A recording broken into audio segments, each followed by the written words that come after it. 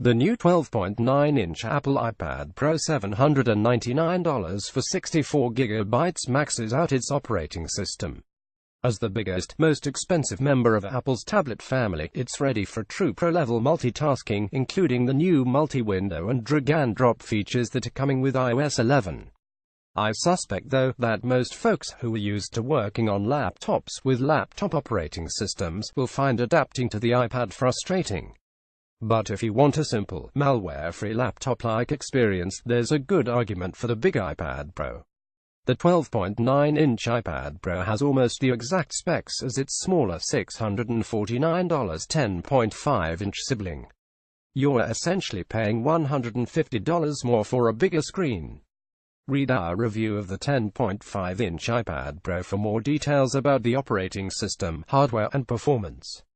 This review is mostly about the differences inherent in the larger form factor and which size tablet is right for you.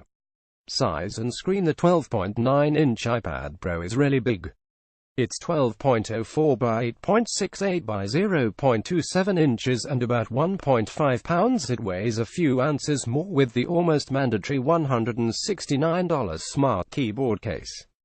The difference in size between the 10.5 and 12.9-inch models genuinely changed how I used each tablet in testing.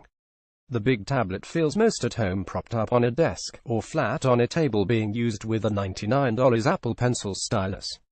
Carrying it around in the crook of my arm is a bit unwieldy, and it looks downright ridiculous being held up to take photos with the rear camera. The extra 2.4 diagonal inches of screen gets you an additional 1.9 million pixels of real estate, at the same 264 pixels per inch that all modern iPads display. That's especially useful for dual window, or, with iOS 11, triple window multitasking.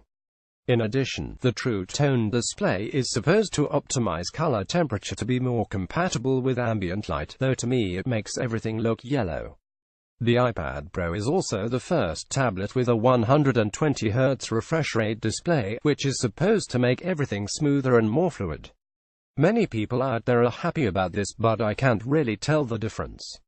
Specs and performance benchmarks on the 12.9-inch iPad Pro are even better than we saw on the 10.5-inch model. This is simply the most powerful iOS or Android, for that matter, device we've ever seen. The Apple A10X processor is not only nearly twice as fast as the 2017 iPad, it gets web browsing benchmark scores that almost triple the Samsung Galaxy S8s. This is absolutely, positively laptop-grade hardware.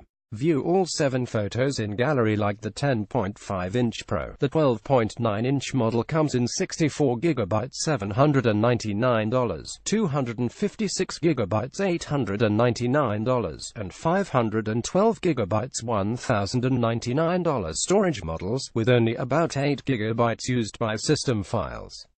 Also similar to the 10.5-inch Pro, there are almost no ports, just a headphone jack and a lightning port, which will drive most laptop users insane.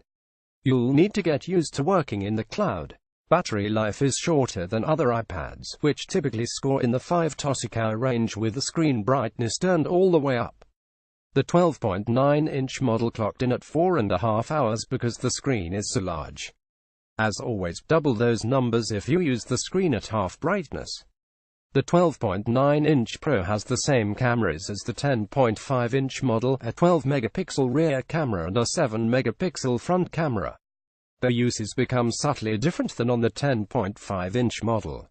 As I said, holding up a 12-inch tablet to use its camera is awkward, so photography and augmented reality are less usable here than on the smaller model. The bigger iPad is terrific for video conferencing, though. You can have a full-sized FaceTime window and a document window open side by side, for instance, or a multi-party video conferencing with apps like Youre. You can do that on the 10.5-inch model as well, of course, but the additional screen real estate here makes everything a lot more comfortable. Can iOS go Pro? Ostensibly, the iPad Pro is a laptop replacement for folks who are avant-garde enough to adopt an iPad workflow in their daily lives. I say that because iOS just isn't up to the kind of tasks that many more experienced professional users are accustomed to from 30 years of multi-windowed operating systems. Image and video editing programs tend not to support as many tracks and layers as desktop editing programs do, and tend not to support the same extensions and filters as desktop versions. The lack of a cross-application file system means working on a document in multiple applications, for instance one to edit and one to transcode, can be tricky. And the lack of mouse support leaves you frequently reaching for the screen to tap interface elements, which can be ergonomically awkward. But iOS on an iPad is much less likely to mysteriously slow down a crash than a Windows tablet, is easier to configure, lacks malware, and can provide a much more focused experience for single-window word processing and drawing applications. Big or little, the 12.9-inch iPad Pro is a niche product. The $329 current generation 9.7-inch iPad is the right tablet for the vast majority of people who intend to use traditional iPad apps. Even if you run a business that relies on iOS apps, the $329 iPad has sufficient power to get the job done. As a laptop replacement, sitting on your desk, however, bigger can be better. And the 12.9-inch Pro's ability to show two full-sized app windows side by side makes it even more productive in a laptop context than the 10.5-inch model is. The 12.9-inch model is also a viable alternative to the Wacom Cintiq One 3 HD $799.95 and Wacom Mobile Studio Pro 13 $2,499 for pen-oriented creative work. You get similar surface area, but add portability and a much higher screen resolution. You'll probably still have to offload your art onto a real Mac PC for finishing, however. To make the most of the 12.9-inch Pro, you're going to pay a lot of money. The 256GB Wi-Fi only unit with keyboard costs $1,068. Shop around a bit, and you can find the 2015 MacBook Pro for around that price, admittedly with 128GB of storage, but with an SD card slot ports, and the Mac OS. The iPad Pro is an expensive device, and I can't recommend upgrading from last year's model unless you're infuriated by what you feel is laggy scrolling or pencil responsiveness, and your life would be greatly improved by the higher refresh rate of the promotion display.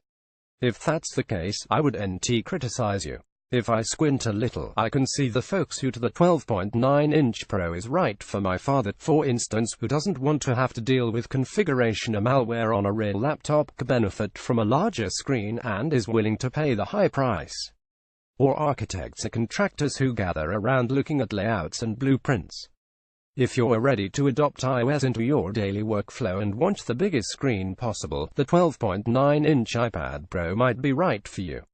But by and large, most iPad buyers should go from the $329 non-Pro model. If you just want a $1,000 ultra-portable laptop, meanwhile, should take a look at the Razer Blade Stealth, the new Microsoft Surface laptop, and the older, but still viable MacBook Air.